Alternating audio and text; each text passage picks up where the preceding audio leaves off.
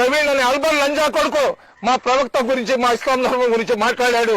ఖచ్చితంగా ఆ లంజా కొడుకు చేత గాని క్షమాపణ గాని మీరు చెప్పకపోతే మీకు చెప్తున్నా, ఒక్క వారం లోపల అనవసరంగా మా ధర్మం గురించి, మా ప్రవక్త గురించి చెడుగా మాట్లాడిన ఈ బజారీ లంజా కొడుకు చేత మీరు గాని క్షమాపణ చెప్పించుకోకపోతే ఖచ్చితంగా మీరు దాని తర్వాత జరిగే పరిణామాలకు మీ క్రైస్తవుల బాధ్యులవుతారు.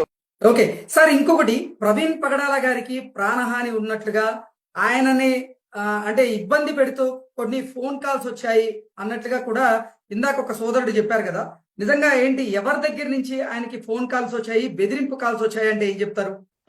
ఇన్ఫర్మేషన్ ని సహోదరులు పగడాల గారు 31 జనవరి రోజున డాక్టర్ ప్రవీణ్ పగడాల గారే పోస్ట్ చేశారండి.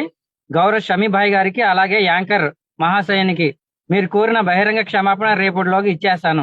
నన్ను క్షమించండి, హింసించకండి, నాపై జిహాద్ ప్రకటించకండి, మీ షరియా నాపై ప్రయోగించి చిత్రవద చేయకండి.